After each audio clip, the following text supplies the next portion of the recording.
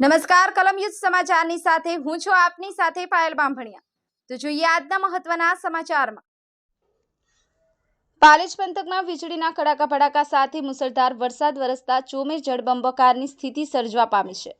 ભરૂચના પાલેજ નગર સહિત પંથકમાં મેઘાએ ધબધબાટી બોલાવતા ચારેકોર જળબંબાકારની સ્થિતિ સર્જાઈ છે। ગતરોજ મોડી સાંજે આકાશમાં કાળા ડિબાંગ વાદળો ગુરુંભાયા બાદ ભારે વરસાદ તૂટી પડ્યો હતો। ચોમાસાની ઋતુમાં પ્રથમ વખત મેઘાની તોફાની બેટિંગ સાથે રૌદ્ર સ્વરૂપ નિહાળવા મળ્યું હતું।